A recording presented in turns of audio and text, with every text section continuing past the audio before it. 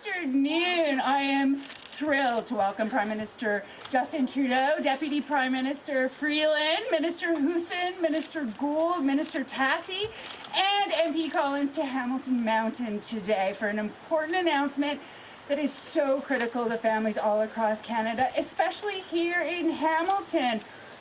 We're in the thick of a housing crisis. Minister Huson was here with me on the campaign trail. That's what we heard at the doors.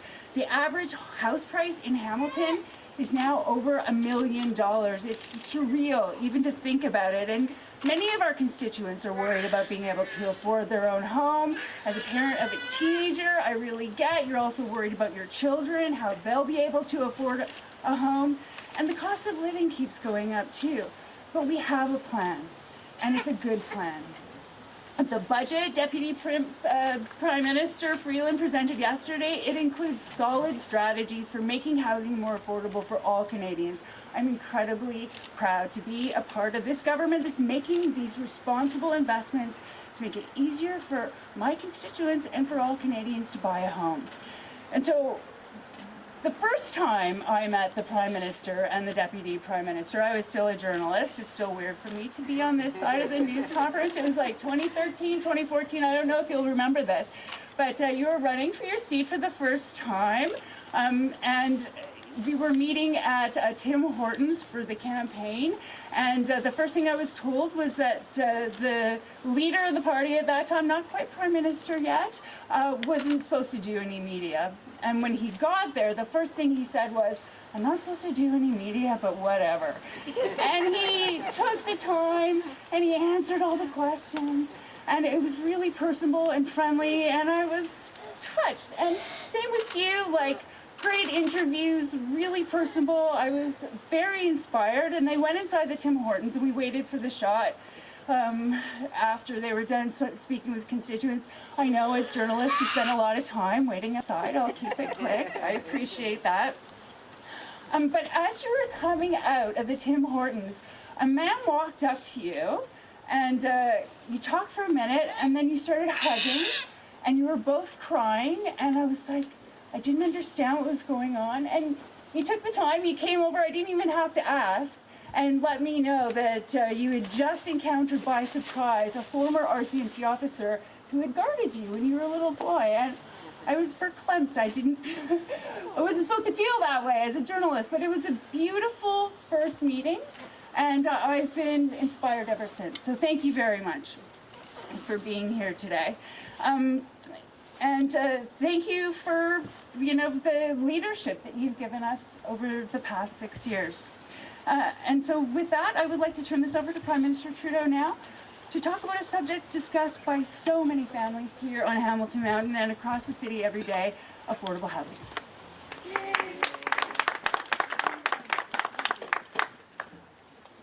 Thank you so much, Lisa, and thank you for reminding me of that story.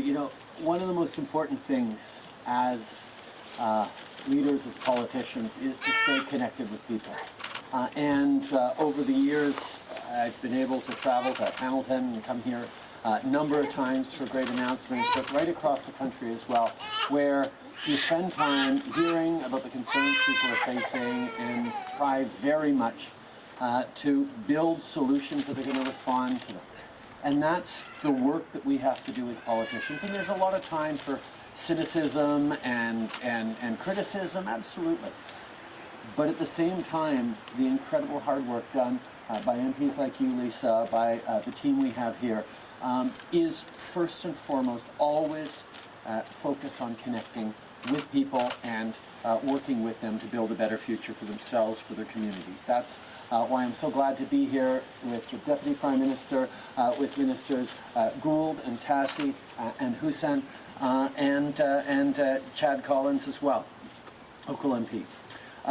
Yesterday, Chrystia presented our 2022 budget. It's a plan to make life more affordable for Canadians and to grow our economy. A plan that invests in people. Making life more affordable for Canadians, as Lisa said, has to start with addressing housing affordability. It's a big issue for a lot of Canadians, and it's a big issue to solve. There's no one silver bullet that's going to solve everything. That's why our plan has three key pillars. The first is helping people save to buy a home. The second is focusing on housing supply to make sure we're creating more homes across the country. And the third is putting an end to the speculation that is driving up housing prices unnecessarily in places like Hamilton and, quite frankly, right across the country. Canada needs more affordable housing. When Canadians work hard and save, they should be able to afford a home. That's certainly what Peter and Felicia did when they bought this beautiful home a few years ago. But even they've seen property values skyrocket since then. Pour beaucoup trop de familles, le rêve de devenir propriétaire dans le marché d'aujourd'hui est tout simplement hors de portée. Et il faut que ça change. Les jeunes Canadiens méritent de pouvoir se bâtir un avenir dans un chez-soi qui leur appartient, tout comme leurs parents ont pu faire avant eux. I met Ala and Ahmed earlier today, who have 3 young children and rent their home.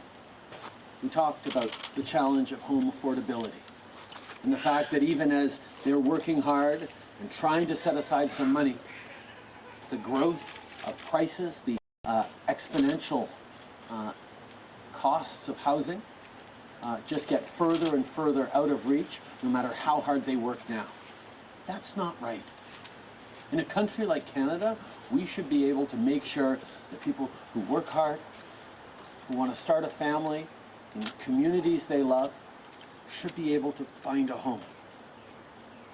Well, we need solutions that'll work for them and for Pete and Felicia and for families right across the country. Every family is facing different situations, which is why we're putting forward a range of solutions that each of them will help. One of the many challenges for Canadians is to be able to save enough money for a down payment. So to help people do just that for their first home, our budget introduced the new tax-free first home savings account, where people can save up to $40,000 tax-free. And that's tax-free on the way in, and it's tax-free on the way out as well. Plus, we're going to double the tax credit they get when they'll buy their first home, which means an extra $1,500 in their pockets. Pour rendre le logement plus abordable, il faut aussi s'attaquer à la pénurie de logements.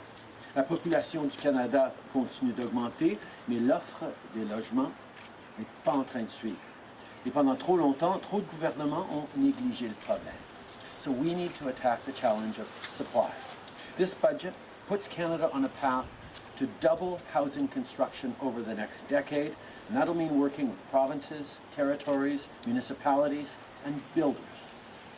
The new Housing Accelerator Fund will help municipalities, including small towns, unlock supply. We're also investing in clean, energy-efficient housing, and we're investing $4 billion to close the Indigenous housing gap.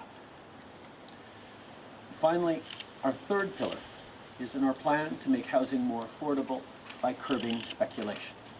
When foreign investors and corporations use housing as an asset, it drives prices higher and higher and makes homes out of reach of the middle class. Homes are to live in, to raise a family in, to build a life in, not a way to boost a balance sheet. So in this budget, we're going to be banning foreign buyers for 2 years, curbing speculative practices, and moving forward on a home buyer's bill of rights. Tous les Canadiens méritent d'avoir un chez-soi abordable. Avec ce budget, on se donne des outils pour changer les choses. These targeted measures will help millennials and all middle-class Canadians achieve their dream of owning a home.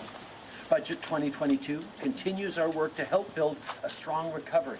Today's historic job numbers show Canada's unemployment rate is now at 5.3%, the lowest in decades. Our plan is working, but we need to keep working to make sure that as our economy grows, it brings everyone along. I know for a lot of families it does feel like there's a bit of a disconnect. We talk about how the job numbers are great. We talk about how the economy is growing. They're having trouble affording their groceries, and the dream of home ownership seems further and further out of reach. That's why the work we're doing in government is focused on making sure that even as the economy grows, which we want, all Canadians get to benefit. That's where things like childcare, things like housing supports, things like investments in students, investments in seniors, all help us move forward in the right direction. Talk about more on that. I'm very happy right now to turn it over to our extraordinary Finance Minister, Chrystia Freeland. Chrystia. And thank you for that. I need a little bit of a boost.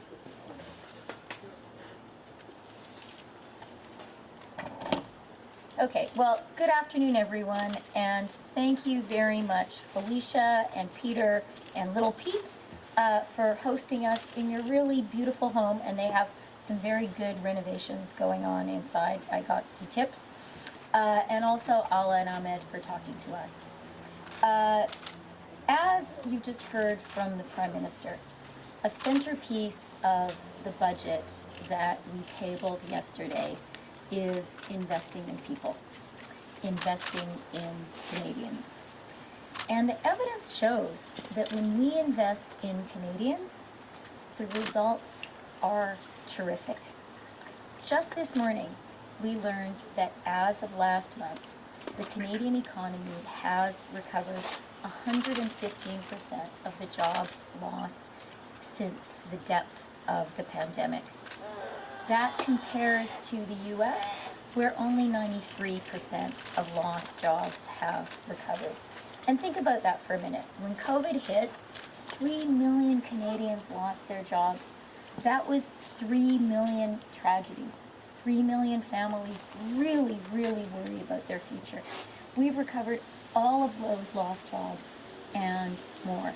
And in fact, the unemployment rate in Canada is now 5.3%. That is the lowest level since when we first began collecting comparable statistics in 1976. So thank you, Canadians. Extraordinary work getting through and climbing out of the COVID recession. But what we also know is it's not enough. Having a job is a really, really important part of making life affordable. It's an important part of paying the bills. But we know that people are struggling to afford housing in Canada. Mais nous savons que c'est un grave problème. Le Canada n'a pas suffisamment de logements. Il nous en faut plus, et ce, rapidement. Le budget constitue le plan le plus ambitieux de l'histoire du Canada à mettre en œuvre pour régler ce défi important. Au cours des 10 prochaines années, nous doublerons le nombre de logements que nous construirons. Canada has a problem. We just don't have enough homes. We have a growing population, which is great. Canada has the fastest growing population in the G7. But housing supply just has not kept pace. So we need to build more homes for a growing country, and we need to do it quickly. The budget that we presented yesterday has a plan to address exactly that problem by doubling the number of new homes that Canada will build over the next 10 years.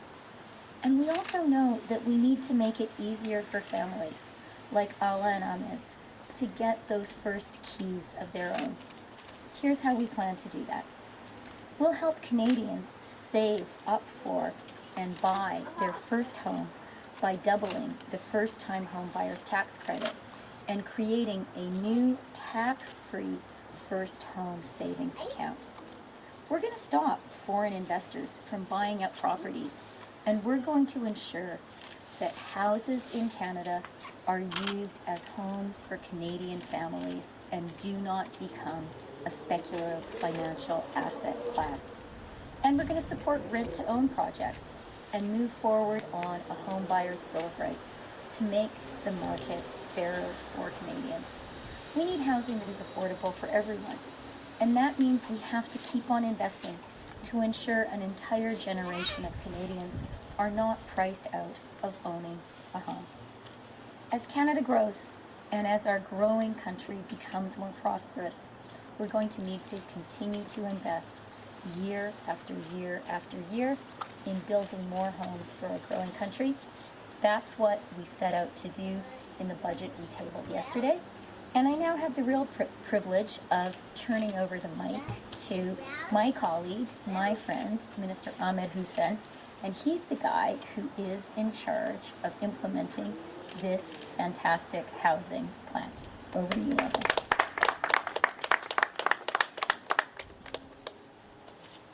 He doesn't need this. Thank you so much, Deputy Prime Minister Chrystia Freeland. Merci beaucoup tout le monde. Thank you for your remarks. Your continued hard work to ensure that Canadians are able to build the future of their dreams is incredibly important. Thank you for everything that you do. And Prime Minister, you and Chrystia are the Prime Minister and Deputy Prime Minister that brought in childcare, and now you're bringing in housing supports for Canadians. Thank you. Thank you very much. It is a pleasure to be here. Bonjour tout le monde. It is also great to be here with Ministers Tassi, as well as Mrs. Gold, and Lisa Hepner, and Chad Collins. Great to be back in Hamilton. I went to school in this city, and it's always a pleasure to come back. And of course, I'd like to thank Felicia and Peter and Little Pete for welcoming us into your beautiful home. And nice to meet Ala and Ahmed. While talking earlier, I could sense the pride in this family, that you have a place that you can call your own.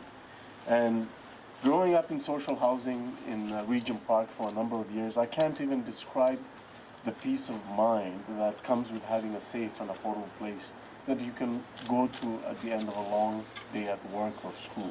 And for many Canadians, owning a home feels like a dream that is just a little bit out of reach.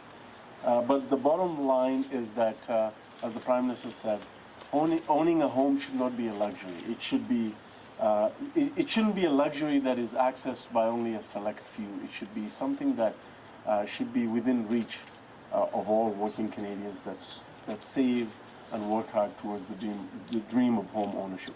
And that's why our government recognized housing as a human right. We brought back federal leadership in housing. And we know people across the country are facing a number of different housing challenges across the spectrum. That's why we brought in the National Housing Strategy. And yesterday, Finance Minister Chrystia Freeland is helping to enable us to take the next actions with respect to housing challenges faced by Canadians through Budget 2022. We're investing over $14 billion that will create homes for even more Canadians from coast to coast to coast. Through Budget 2022, we're keeping our focus on bringing home ownership within reach. And as the Prime Minister highlighted earlier, it starts with helping people to save for their first home. It's really important. The new first-time homebuyer tax-free savings account will enable Canadians, first-time homebuyers, to put up to $40,000 in a tax-free savings account. And in addition to that, we will be extending the first-time homebuyer incentive program to 2025. Nous allons également étendre et continuer d'améliorer notre incitatif à l'achat d'une première propriété afin que plus de Canadiens puissent y avoir accès. That's on top of doubling the first-time homebuyers tax credit to $10,000. We're also investing $200 million into proven rent-to-own projects across the country, and we'll be working with nonprofits, with co-ops, with developers, with rent-to-own companies, and we're going to do our part to scale up the creation of rent-to-own models that actually work. We know a number of countries that have done this successfully, and we can learn a thing or two from them. C'est une excellente nouvelle pour tous les Canadiens. This is all great news for Canadians, but we're not stopping there. We've always believed in the need to continue to increase housing supply, because we know that with more homes on the market to rent and buy, prices will come down and stabilize. It is that simple. So we're going to help municipalities and regional governments to cut red tape, increase their capacity to build more supply and faster, and help them to put in place measures to unlock the barriers that prevent more housing supply. That is why we're putting forward $4 billion over 5 years in a new housing accelerator fund, which will work to make sure that each and every Canadian has a home that they deserve and that their dream of home ownership cannot wait any longer. The program will give municipalities the support that they need and speed up the process, cut costly backlogs down, and have more than 100,000 homes built quickly. This is a win-win for Canadian families, renters, and buyers. By going after the speculators, foreign investors, and corporations who are using housing as an asset, we'll be able to unlock even more home ownership opportunities for hardworking Canadians and curb these unfair practices that are leaving many behind. Avec ces budgets, nous rendons le logement plus abordable et nous le faisons en abordant la question sur tous les angles. I think all of us are here today because we agree that this budget recognizes one important fact. All Canadians deserve the homes that they dream of. You deserve a place where you can safely tuck your kids at night and celebrate all the great milestones that come from living a good, hardworking life. We want to make sure owning a home is a reality for you and your kids. And with an additional $14 billion that we are investing in housing through Budget 2022, thank you, Chrystia, we'll do our part to help you achieve that. And, I just want to say, this is about, if you're buying your first home, we will help you save for your first home. We will help bring in more rights for buyers and renters. We will tackle unfair housing practices in the housing market, and we will work to end chronic homelessness. That's what this is about. Thank you very much. Merci beaucoup. Merci. Nous allons 20 minutes pour des questions maintenant. We have 20 minutes for questions. One question, one follow-up per reporter. Une question et une question de suivi par journaliste. On commence avec Camille. Bonjour, Camille Peyraisen pour Radio-Canada. Je vous demandais de répondre aussi en anglais après, s'il vous plaît. Pour aider les gens à faire face à l'inflation, en ce moment, les premiers ministres Doug Ford, Jason Kenney ont coupé les taxes sur l'essence, le Québec a envoyé des chèques. Pourquoi, de votre côté, ne pas avoir offert un répit immédiat en dehors de l'aide au logement, et est-ce que les provinces ont eu tort d'agir de la sorte? Je pense que tous les niveaux de gouvernement sont en train de répondre de leur façon aux défis auxquels les gens font face. On sait que c'est un moment, même avec la croissance économique dans l'économie, beaucoup de Canadiens ont de la difficulté à payer l'épicerie, à payer l'essence et en plus à s'acheter une maison. C'est pour ça qu'on a mis de l'avant des mesures pour aider avec ces coûts-là. D'abord et avant tout, au niveau des garderies, on est en train de créer des nouveaux espaces, on est en train de baisser le prix à travers le pays pour qu'on puisse aller jusqu'à 10 $ par jour à travers le pays en dans de 5 ans. C'est des grosses réductions dans les coûts de la vie pour les Canadiens. On est aussi en train d'augmenter l'allocation canadienne aux enfants, l'aide aux aînés au niveau de l'inflation pour pouvoir continuer à jongler avec cette inflation. Le grand défi, c'est de pouvoir continuer à être là pour les familles tout en s'assurant qu'on n'est pas en train de contribuer à l'inflation. C'est pour ça qu'on a mis de l'avant un budget responsable qui répond aux besoins des Canadiens et qui va aider à ce niveau-là. I think every order of government is looking at doing what they can to support Canadians through this very difficult time. Even as we're seeing our economy grow incredibly fast and unemployment drop to historically low levels, Canadian families are struggling. The high cost of gas and groceries and Putin's illegal war in Ukraine is going to make that even harder in the coming months. At the same time, buying a home, house prices and rental prices are skyrocketing as well. So we're moving forward with concrete measures that are going to support families without contributing to the inflationary pressures that are making everything more expensive. So whether it's these measures we're announcing today on housing to reduce speculation, to make it easier to save and to increase supply, whether it's things like childcare, fees cut in half this year and down to $10 a day within 5 years. Those are massive savings for families like Alla and Amit and for Pete and Felicia's. These are things that are concretely going to help make sure that as our economy grows, everyone gets to benefit from it. Merci. Et dans le dossier des transferts en santé, les provinces restent un petit peu sur leur faim. Qu'attendez-vous finalement pour négocier une hausse des transferts fédéraux en santé avec les provinces? Tout d'abord, pendant cette pandémie, le gouvernement fédéral a été là pour les provinces, pour les Canadiens, pour les systèmes de santé à un niveau que j'ai jamais vu.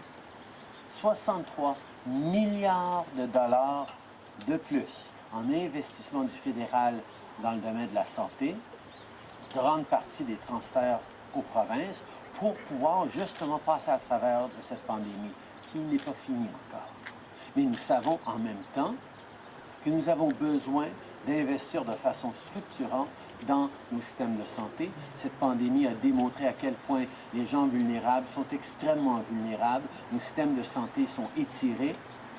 Nous devons d'être là en tant que partenaires. Alors, nous sommes en train d'avoir des discussions préliminaires avec les provinces sur comment on peut aller de l'avant pour, oui, augmenter pas seulement les transferts en santé, mais s'assurer que les Canadiens, partout au pays, reçoivent les meilleurs résultats de ces investissements, les meilleures qualités de soins de santé à travers le pays. Ça, c'est le grand défi que les gens réclament pendant et depuis cette pandémie, et c'est sur ça qu'on va continuer à travailler en partenariat avec les provinces. Next question, please. Sylvie Levy from CHCH News. When will the new housing plan help people who are struggling right now to find relief? Because I do believe it's 2023 when you can start putting money into the first home tax-free savings account. So what are the immediate changes we can see? Over the past number of years, we've made significant investments in housing, but as we're seeing, we need to do even more. In 2017, we came forward with a national housing strategy that's up to about $70 billion worth of investments that is helping millions of Canadian families get into their homes over the past few years. There's much more to do. One of the things that is most immediate is the Rapid Housing Initiative, which is actually moving very, very quickly to create more supply in cities across the country. There are many different measures we're putting forward. Some come in quicker than others, but all of them need to be designed right to actually help and not harm the housing markets in Canada, not drive prices up further, which is why we're going to continue to focus on that. But I will turn to Chrystia to complete that answer on housing. Well, I'll just add a couple of things.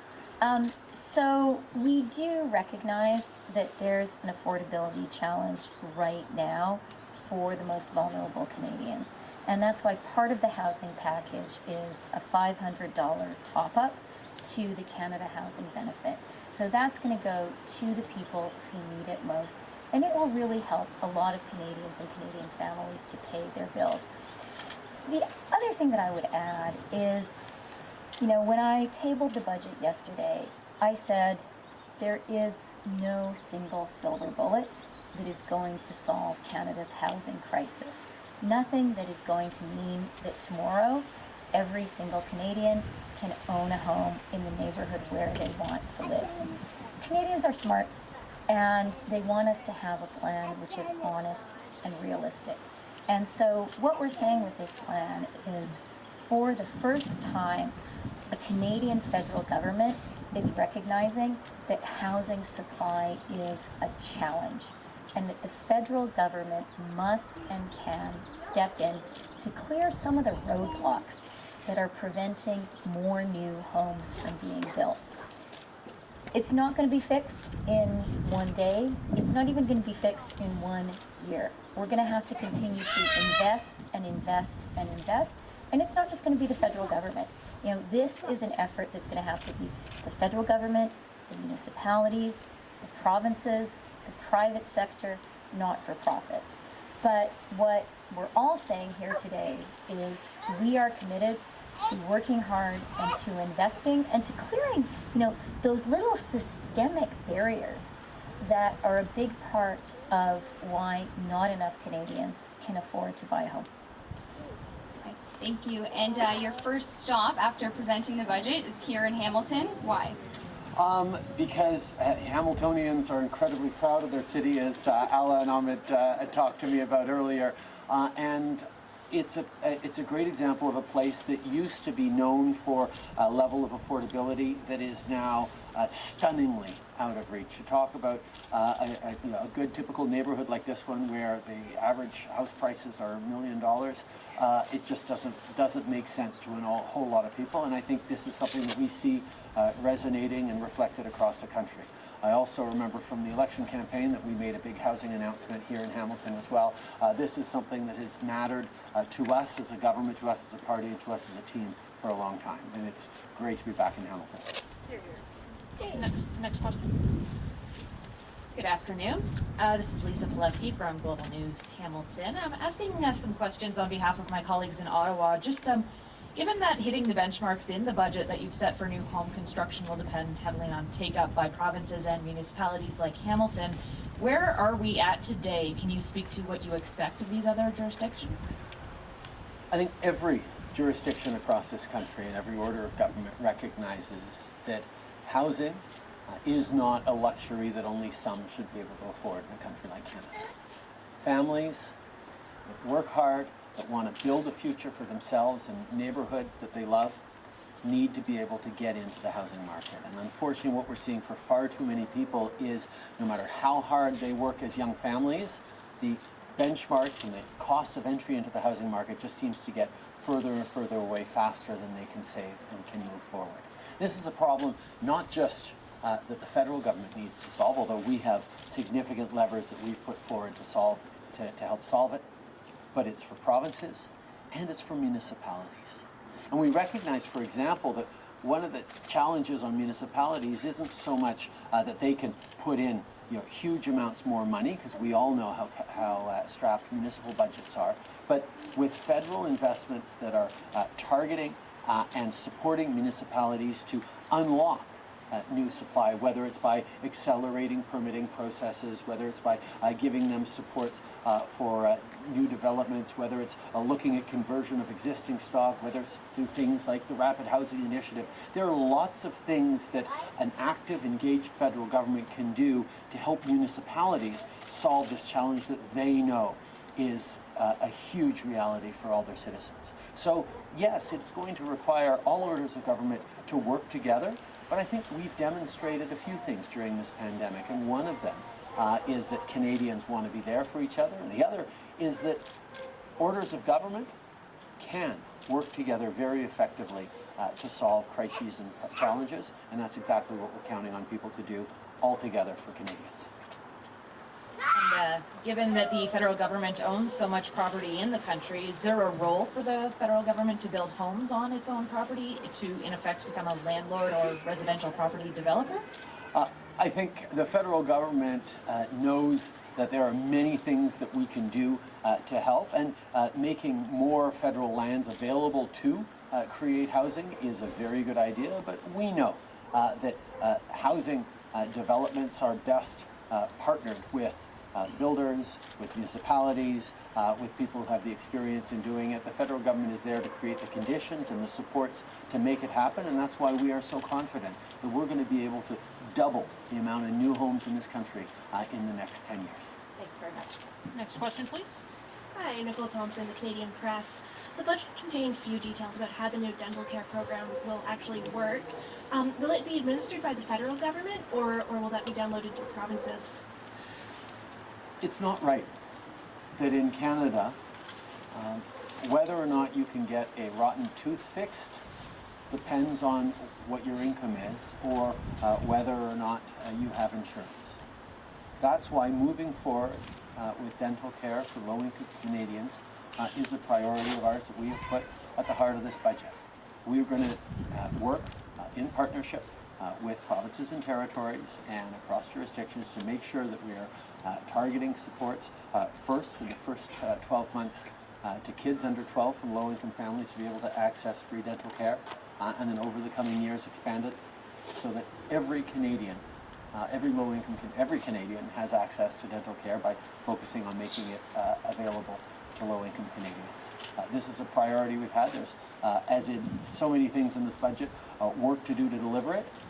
But we demonstrated last year with childcare, where there was a lot of skepticism as to whether or not Canada would actually achieve the childcare benchmarks, that we rolled up our sleeves, we worked on something that really matters to Canadians, and we got national childcare right across the country on cutting fees in half this year, and on our way to $10 within 5 years. Okay, and how will $1.7 billion a year, once the program is fully implemented, be enough to provide dental care to families in Canada earning less than $90,000 annually? Should families expect to receive only very basic dental care? I'm happy to turn over to Minister Freeland for that. So that 1.7 is actually higher than the PBO costing of the dental care proposal when it was put forward during the election campaign. We worked hard at finance to do some costings of the different stages of dental care that we have said we would deliver. It's sort of a staged approach. And the money that we set aside in the budget reflects those step-by-step costings. As the Prime Minister said, this is money we have put on the table, and now we have to do the work of rolling up our sleeves, working carefully with provinces and territories, and figuring out exactly how we are going to implement this program. And I am not going to claim it's going to be easy or simple.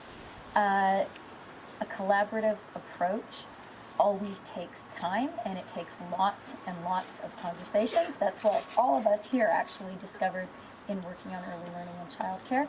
But it's really the right thing to do. And I think that the challenges Canadians are facing now with affordability have made dental care an even better idea. You know, when I have talked to Canadians, vulnerable Canadians who are struggling with the cost of living right now, people have said to me, you know, groceries are so expensive now, it costs more than it did before to fill up my car or my truck, and I'm not sure I can afford to go to the dentist. I'm not sure I can afford to take my kid to the dentist. And I think it's just not right in our country for someone to lose a tooth or have to go to emergency because they don't have the money to go to the dentist. So we are going to do this. There is a significant amount of money in the budget to pay for it. And now we have to roll up our sleeves in order to, you know, work with the provinces and territories and develop a program. Next question, please. Hi there, Dan Takma from CBC News. I have a question on behalf of my colleagues in Ottawa, and if you wouldn't mind answering in French as well, that would be great. The federal budget talks about the need to address chronic labor shortages, but in Canada, there are thousands of skilled workers and recent grads who are waiting in limbo, but can't get permanent residency. IRCC hasn't held express entry draws for the Canadian Experience class since last September, for the Skilled Workers Program since 2020.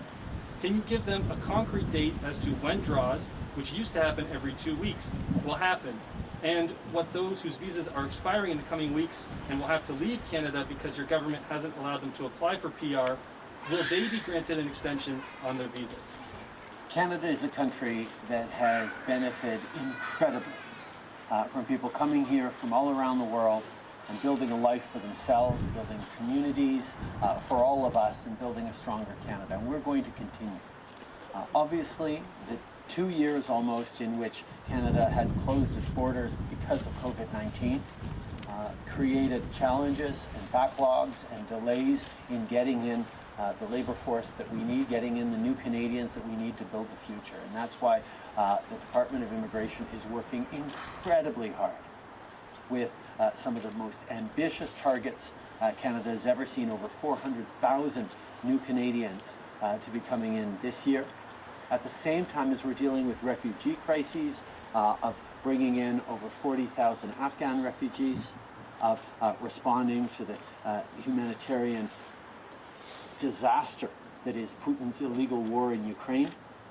We are working incredibly hard to make sure that we're continuing to welcome in families who will be successful, be able to contribute and grow our economy.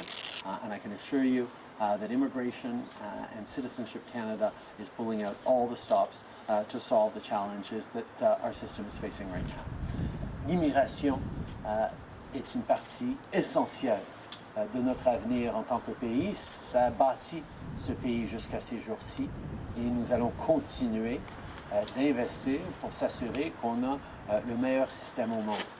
Et évidemment, avec les 2 ans où qu'on a eu des frontières fermées aux nouveaux arrivants, on a accumulé des délais, on a besoin d'accueillir encore plus de monde plus rapidement. On a des cibles de plus de 400 000 nouveaux Canadiens cette année.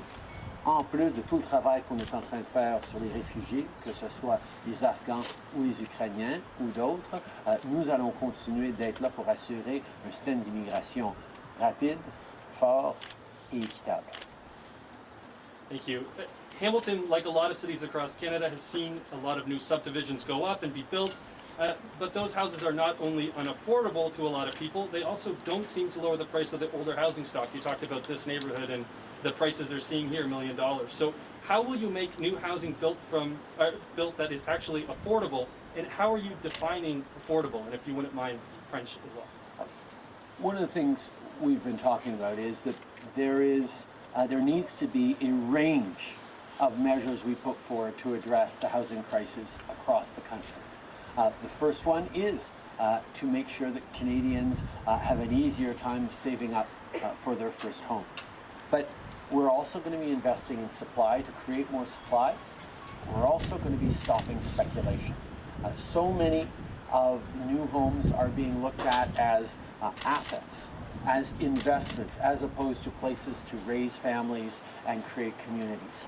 By cracking down on foreign buyers, by banning foreign buyers for the next couple of years, by making sure that we're standing up for home buyers' rights with the Home Buyers Bill of Rights. These are things that are going to ensure a fairer market and more access to people, that even as we increase supply, we should create paths into that supply for families.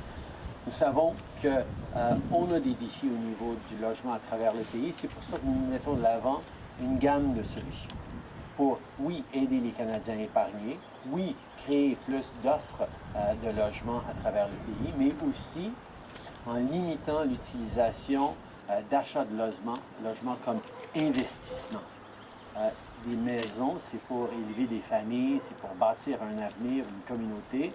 C'est pas pour faire de l'argent dans le court terme ou le moyen terme pour des grandes entreprises ou bien des investisseurs étrangers. C'est pour ça que nous amenons une interdiction de l'achat par des propriétaires étrangers pendant les prochaines années. We have time for one last question. Sebastian Braun from the Hamilton Spectator. You committed in the budget to studying the taxation of real estate investment trusts.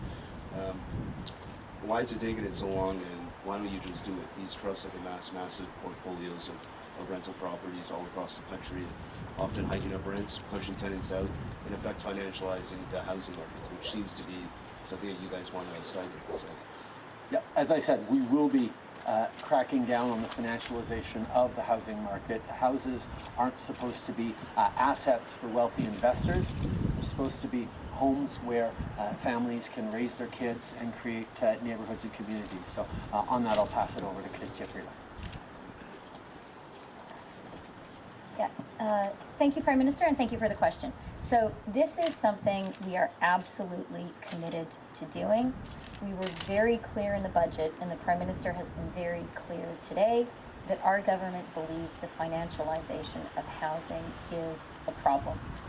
We believe that houses should be homes for Canadian families, not a speculative financial asset class.